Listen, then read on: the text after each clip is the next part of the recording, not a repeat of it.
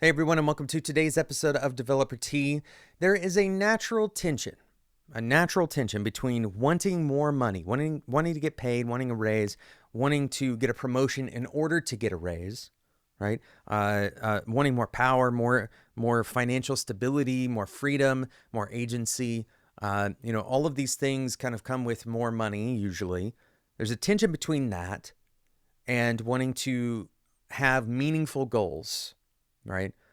Um, and at some point, all of us have hit a wall in our careers, whether that's because we felt like the only way to get to the next level in the pay side and the money side is to do something that is a trade off that we're not sure we can make, either because we're not confident we literally are capable of it, or it could be because we're trading off something that we really do care about. A third possibility here is that we feel like we are kind of stepping towards a life that is less meaningful, right? We're trading off, a job that we really buy into, maybe the mission of the company. We really identify with the work. We like the people that we're working with, and we're saying, in order to get paid more, I have to leave behind all of that purpose and all of that connection that I have. But I'm going to get paid more if I go to this other place. So there's a tension between these things. And sometimes this tension is very real. A lot of you listening right now probably resonates with you, right? And we're going to talk about this more in depth today because a listener named Abdul sent in a question. It's an excellent question. I think it illustrates what a lot of you are going through, all right? What a lot of you will continue to go through into the future, because it talks quite a bit, and we'll get into the email in a minute, but it talks a lot. I want you to pay attention to this idea that you've hit a wall of some kind and that you're not really sure how to make a leap. All right, you're not really sure how to make a shift, a transition, and you're not sure. In this case, Abdul talks about not being sure whether it's the right transition in the first place, right? So thank you to Abdul first for having the courage and taking the time to write this email. If you want to write an email, you can. It's developertea@gmail.com. If you're not watching this on YouTube, then you won't get the pleasure of seeing me look off screen for a minute, to set this email up and make sure that we're going to get all of Abdul's excellent questions up for discussion. Okay. So Abdul wrote in, he says, "Hi, Jonathan. I've been listening to your recent career growth series. I want to thank you for it, particularly the episode on breaking out of the autopilot loop, moving away from vague goals like make more money towards more intentional and instructive ones. A lot of it resonated with me. I want to share a bit of context and ask for your perspective. I'm a front-end engineer with 10 years of experience. I enjoy the work. I like technical challenges. I'm disciplined about developing my skills. From a salary perspective, I'm getting by, but I have no real wealth buffer. I support a family with young children, also help elderly parents, so that financial pressure is a constant and it's a very real constraint. Now, at the same time, I feel like I may have hit a ceiling as a front-end engineer, especially in the current job market. Despite enjoying front-end work, I'm not convinced it's the best path to achieve my financial goals at this stage. I've been advised by others to consider pivoting into back-end, platform, or AI-related goals, but I'm struggling with the practical reality. How does someone with my background credibly make that jump into a higher paying role rather than starting again at a lower rung? So my question is this: how would you recommend reframing career strategy when financial necessity is the dominant constraint? And more concretely, how should someone in my position think about targeting higher paid roles or domains without making unrealistic leaps that the market won't reward? I really value your thoughts, whether that's around role selection, skill positioning, or even challenging some of my assumptions. Thanks again for the work you put out. It's genuinely thought-provoking. Best regards, Abdul." Abdul, thank you so much for sending in this question or set of questions. Really, it's a full situation that we're going to get to talk about today. And I love this stuff. What we're going to do today is kind of like a coaching session. Unfortunately, you're not going to see the Abdul side. And normally in coaching, there's a lot of back and forth, but hopefully this will give Abdul, it'll give you some idea of how you can step forward in the situation. And you're absolutely right. The first thing we're going to start with is questioning some assumptions. I'm noticing in the email that you sent, Abdul, I'm noticing there's a little bit of what feels like kind of a self-judgment, some self-evaluation that your vague goal of making more money, okay, is not instructive enough. And I want to push on this assumption. I don't know whether that's true to you, Abdul. I know that someone is listening that this is true for, that you feel some sense of discontinuity with your own personal values and setting a goal like make more money. And maybe, maybe some of that comes from listening to people like me. Because I'm very much, I think a lot about why. Not just what do you want to achieve, but why. And I think in this case, Abdul, and people who are listening, if you have a similar situation where money is beginning to dominate your thoughts more and more, I'm going to ask the same question. I'm going to ask you why. Because the non-instructive version of this goal is make more money for the sake of making money. Right? So if somebody came to me and said, I just want to get a raise, what I really want to know, if I'm their coach, if I'm their friend, right? As my children grow up, if they came to me and said, I really want to make more money, Dad, I would say the same thing. Why? What about more money is important to you? How does it change your life in a way that matters to you? Because your real goal isn't just to make money. It's to take care of your young children. Your real goal isn't just to make money. It's to future-proof the opportunity to take care of your elderly parents. Your goal is not just money for the sake of money. You've recognized that you're just getting by. You have financial goals. I don't know what those are, aside from what you mentioned, your children and your parents. You don't have a buffer, right? That tells me that's instructive as well. The word buffer. Usually this implies some kind of risk mitigation, right? So I challenge you, Abdul. It's possible that you haven't done this yet. I don't know. Your financial goals. I want you to think about the financial goals in terms of what does that produce for you in your life? If you want a buffer, why? Is the buffer a risk mitigation? Are you trying to avoid a negative outcome from, let's say, job loss, for example, right? Then your goal is financial in its expression, but in its outcome, in its effect, in the intent is not just financial. It's about risk. You don't want to end up, having to go get a second job in order to support your parents. You want a financial buffer so that if something happens, you have the space and time and the energy necessary to go and get another job, right? Or if there's let's say a medical emergency, you can handle the medical emergency without without going into debt, right?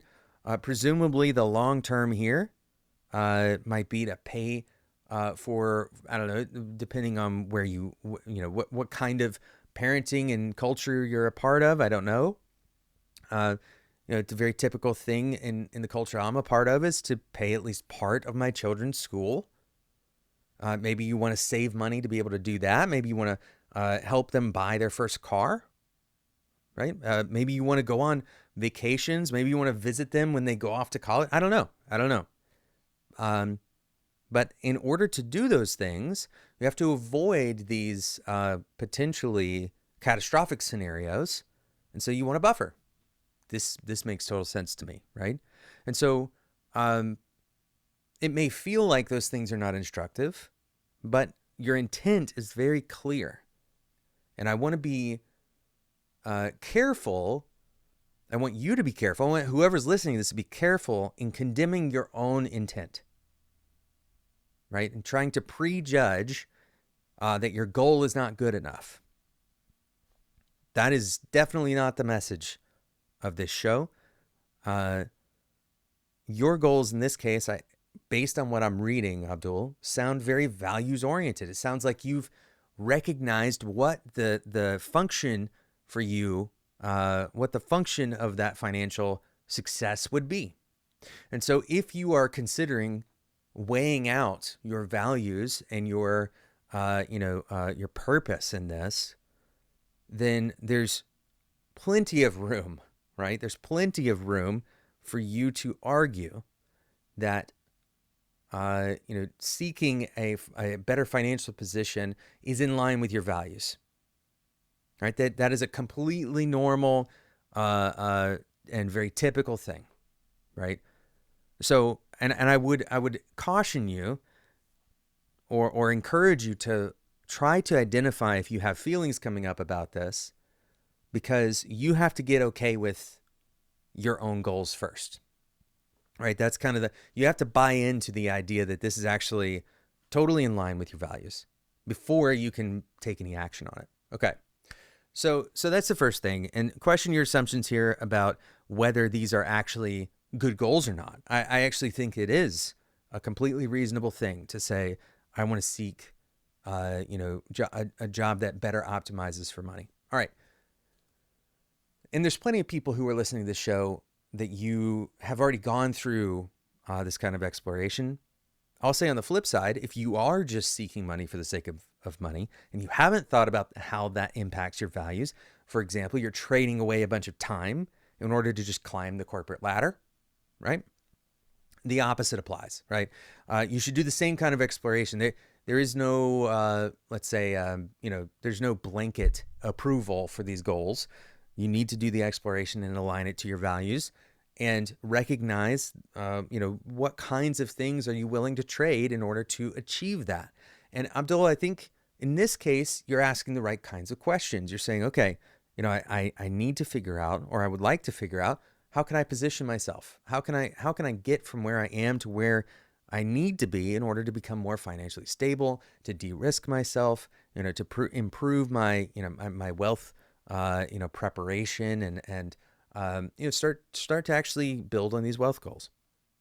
I'm not a financial coach. I'm not a tax advisor. So everything that I say here is entirely from my own experience. And you certainly shouldn't take my advice on taxes. That's something I definitely don't know about.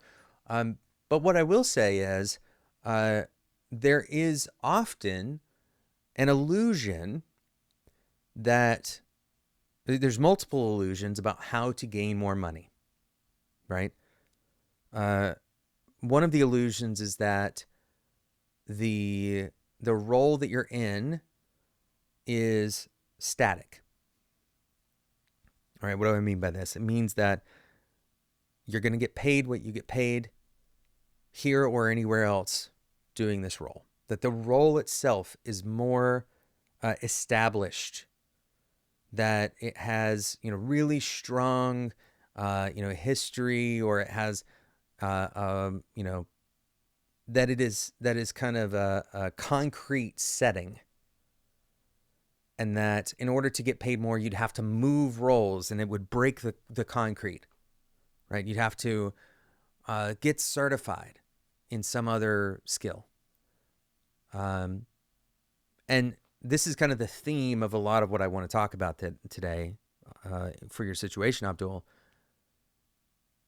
I want you to think less about the role boundaries, because a lot of the language that you use in your email, and let me go back and read a little bit of this. You say, you're a front-end engineer, you got 10 years of experience, you are developing your skills, but you've hit a ceiling as a front-end engineer. Hit a ceiling as a front-end engineer, especially in the current job market. You enjoy the front-end work. You're not convinced it's the best path to hit your financial goals. You've been advised to consider pivoting into back-end platform AI-related roles, but you're struggling with the practical reality. How do you do it? How do you pivot? How do you break out of the concrete? How do you go from where you are to these, totally different roles? And what I would suggest to you is that if that is true, it's most likely true mostly at the place where you are, at the company where you are, within the team. Maybe it's true just to you, even, right? So when I say where you are, I mean your mental state, your beliefs, as well as your environment. If you were to leave that environment, if you were to break that assumption that the role itself is well defined, and that it is distinct and heavily different from another role, if you were to break that assumption and try to question whether that's true, it is, in reality, it's more likely to be a spectrum of difference. And the shades between the different roles are less defined than they might look from the outside looking in. Why do these roles exist? Why do roles exist in the first place? Mostly, roles exist in the first place to bucket skills, right? What does that mean? It means that we're going to take some set of skills that align to some kind of deliverable that we can hand to a person. We say we have some amount of work. We're going to hand this person this amount of work, and the composition of skills that person has, they're going to be able to do whatever the work is that we just handed them. Okay, so then we should put skills in that skill bucket that complement each other, right? This is why, as a front-end engineer, you probably know JavaScript, CSS, and HTML. If you were missing one of those things, then life would be hard for you, right? Being a front-end engineer is a lot harder if you're missing one of the key skills. However, if you were missing, let's say, some kind of DBA skills or data engineering skills as a front-end engineer, it's unlikely that that's going to break you, right? So if you're building a company, in order to scale that company, instead of evaluating every single long list of skills from every candidate, you create roles. And the roles, or you create job positions, job descriptions, these roles are aligned to those deliverable types, generally speaking, okay? And this allows for your company to hire another person who can deliver in that lane. And hopefully, if your company is well laid out, you're able to identify, what percentage of work kind of falls within those roles. You're able to say, okay, we can compose a team with these 3 or 4 job descriptions, and they would be able to do a deliverable like that, right? And point at a project where those skills are needed, or the composition of skills are needed. All right, why are we talking about all this? Because you're at the company now. You've gotten past the job description part of this for the most part, right? You're going to come around to your performance review, and the job description comes up then. Maybe if you get a promotion as a front-end engineer, let's say you were previously at mid-level and you got a senior level promotion, your job description may expand a little bit, or your responsibilities might expand. But largely speaking, the critical reason for that job description, which was hiring you in the first place, you've moved past that, right? So you're in the door now. So once you've gone past that door, it is much more like a spectrum. What do I mean by that? When the company pays you on payroll, they're not looking at whether or not you are coloring perfectly inside the lines of your job description. In other words, let's say that tomorrow the skill requirements change. You were hired under one job description, but now what it means to be a front-end engineer has shifted, and you've shifted with it. So you've learned new skills, you've learned new tooling. No longer is that original job description role contract as defined as it was on the day you were hired. So why does that matter? It means that you shift to meet the need. You shift to meet the need. So if your company starts adopting new front-end technology, the easiest thing for you to do as a front-end engineer is to go with the company, right? To adopt the new technology by learning the new skill set and, starting to put it into practice, etc. Okay. Well, in that case, then what we've learned through that process is that our skill set is not concrete. Our skill set is not, set in stone on the day that we walk into our job. And it doesn't have to stay within the boundaries of the job description or even the role description. All right. So my recommendation here, Abdul, I have a reason for saying all this. My recommendation is for you to break away from the idea that your job is deeply tied to your role or your title. I want you to break from that a little bit and start thinking about your job as an opportunity to produce value in the role you're in the position you're in, with the relationships that you have, with the opportunities around you, right? Talk to your manager. And this is really the biggest piece of advice I can give you is talk to your manager and express that you'd like to learn more. You'd like to start integrating some back-end work into your work. Could you work alongside a back-end engineer so that you can understand it more? Would that be valuable to your company, right? In most companies, an engineer is saying they'd like to become more capable in the stack. They'd like to be more useful in more places. A good manager usually is going to be amenable to that idea. Why wouldn't they? You're offering to, to create new value. You're offering to, to kind of de-risk your position, to become more flexible. Now your manager can say, oh, I've got, a back-end ticket. I've got something like an AI integration that I want to do. Let's give to Abdul. He knows what he's doing with that, right? So now what you're doing is you're starting to recreate and shape your job. This is a really critical point, okay? And if you're a manager listening to this, if you're Abdul's manager, maybe Abdul, you can send this to your manager. One of the highest job satisfaction factors, okay, is how much shaping do people have over their own jobs? How much autonomy do they have to define their working tooling, their working style, when they have meetings, what kinds of things they're going to focus on? Are they able to align their interests and their strengths with their work? These are all things that are very impactful to somebody's enjoyment of their job. All right, so Abdul, talk to your manager about this and say, I really would like to grow my skills in these areas. I would even share your long-term goal and say, look, and this, Abdul, this is something for you to answer for yourself. Is your long-term goal to move past front-end engineering, regardless of the pay? Let's imagine that you're not going to get paid anymore. Do you want to continue down this pathway?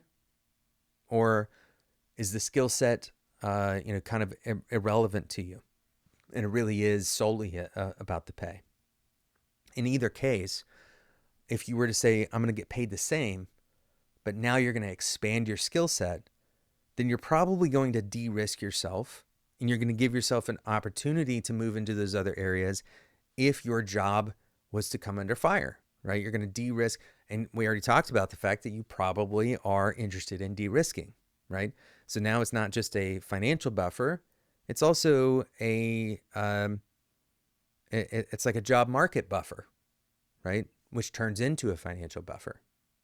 So there's a lot of reasons to consider, kind of growing where you're planted, let's say. So I want you to back away from the idea that this is one big jump, right? That you're going to switch tracks, that it's going to take a huge commitment. Instead, start to develop these skills where you are. If you're enjoying the front end work, then work alongside your back-end coworker on a feature. Ask, maybe there's a back-end engineer who's interested in learning some front end. Maybe you can trade a ticket, right? See if your manager is okay with you all trading tickets as long as you review each other's work and mentor each other. These are ways that you can start to develop these pathways without having to uproot your entire career. And eventually you could say, okay, well, now that I'm doing a bunch of this, front and back end work, maybe we could retitle me to a full stack engineer. Is that a role that exists at the company? Talk to your manager about it, right? And this is an opportunity to reconsider what your job description is in a more formal way. And now you can have the conversation with your manager that says, look, I think I'm delivering more value than the average front end engineer. Can we talk about how, what my financial future looks like with the company? How can I, make this a compelling enough, value proposition that the company is willing to compensate me for it, right? So, I think there's an important thing to think through here that you asked, and you asked specifically this question, and it has a slightly different answer. The question you asked is, how would you recommend reframing? How would you recommend reframing career strategy when financial necessity is the dominant constraint? All right, the dominant constraint. And more concretely, how should someone in my position think about targeting higher paid roles or domains without making unrealistic leaps that the market won't reward? Okay, so we just talked about that latter question, right? Targeting higher paid roles or domains. Higher paid roles, this is going to change a lot.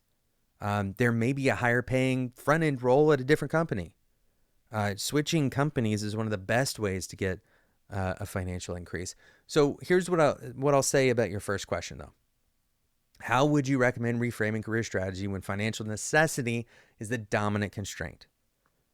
If it is the dominant constraint, then a perfectly optimized strategy would only look at what your pathway for financial stability is. That would be your only qualifier. Now, a lot of people listening to this probably hated that. They probably hated hearing that. Abdul, you may have hated hearing that. But if you could switch into a different career path entirely, I'm talking about not even in a software engineer, if financial necessity is the dominant constraint. Now, I want to be clear here because this is a very big answer to a very big problem, okay? If we're talking about financial necessity, there's a lot more variables involved. For example, is it a short-term financial necessity question? Is it a sustained necessity question? Is it you're okay with extra risk as long as the upside is sufficient? In other words, you're okay with becoming the owner of a company as long as you could potentially make a lot of money? Or would you much rather go with a stable? Now, I think I can kind of fill in the blanks with your situation, Abdul, but for other people who are asking this question, I want to make more money is, that's a very typical assertion. Then the reframing comes down to not only how can I get into a new role, but you're also asking the question, what is the timeline and the shape of this financial necessity? Is this something that I expect to be true for, the foreseeable future, decades even, right? Do I need to make this much? Is this something that's going to be true for the next 5 or 10 years? What is the shape of it? How critical is reliability, right? It's possible that the answer to your question is actually that you take a lower paying job that you're almost certainly not going to lose, right? So model out and really think about the key financial outcomes. And that is the reframing of the career strategy that'll give you, is that the financial constraint here has to take precedence over a lot of other things, but you need to know what the shape of it is, because the reason I'm saying all that is, if you're looking at, let's say I want a stable career for the next 15 years, then it's very likely that you're going to start asking questions like, how do I future-proof my career when AI is starting to write more and more code, right? Now those questions start coming into frame. Instead of thinking about, how can I grow my skill set, you're thinking about how can I de-risk myself from being, set to the side. By the way, there are a lot of answers to those same questions. There's a lot of ways to arrive at those same outcomes. You could, for example, shoot for a very high-paying job and bank a bunch of the money that you make, right? Hold on to it and use it in the downtimes, right? This is a very typical thing for consultants. Consultants will charge a lot more than if they were getting paid that consistently over many years.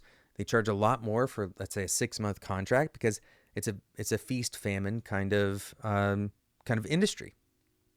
And so maybe they get paid really well, but then they don't have a client for the next 6 months after that. Again, feast famine cycles. So really get specific about what financial necessity really means in your situation, right? Because from the way that you wrote the email, you have already met your financial necessity goal, right? Oh, that changes things, right? So in other words, you're not in an emergent scenario right now. This is part of the reason why my recommendation for you, Abdul, was to look at ways to integrate these skills into your career now, into your job now.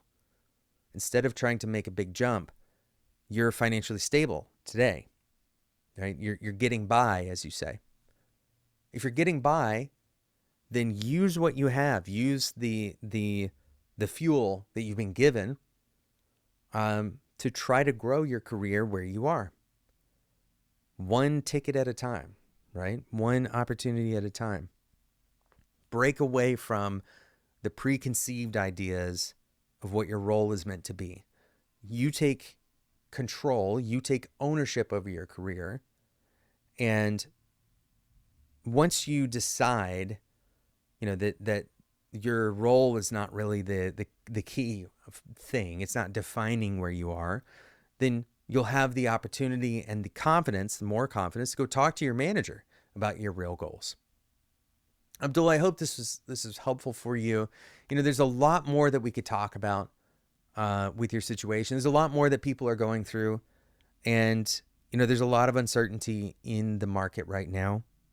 But I can encourage you by saying, if you're thinking about this right now the way that you are, if you're already seeking, to improve every day, that's the key, that's the core, and you just work on that core, work from that core, and I believe that you have a good opportunity in front of you if you stick with the thing that you have and make it better. Thank you so much for listening to today's episode of Developer Tea. Thank you again to Abdul for sponsoring. Thank you again to Abdul for emailing us at developertea@gmail.com. If you want a question talked about on the show, you can email at developertea@gmail. You can also join the Developer Tea Discord community. Head over to developertea.com/discord to join that. That's totally free, and it will always be free. We have a handful of people in there. We've got a book club that reads books that are relevant to things like this, career decision making, that kind of thing. Go and check that out, developertea.com/discord. Of course, we have the Developer Tea YouTube, and we're continuing to build. We're starting to build new channels for you all, not YouTube channels, but content channels. One of those is our newsletter sign up. We haven't sent out the first newsletter yet. You could be there for the first newsletter. You can find the form for that newsletter at developertea.com. Thanks so much for listening, and until next time, enjoy your tea.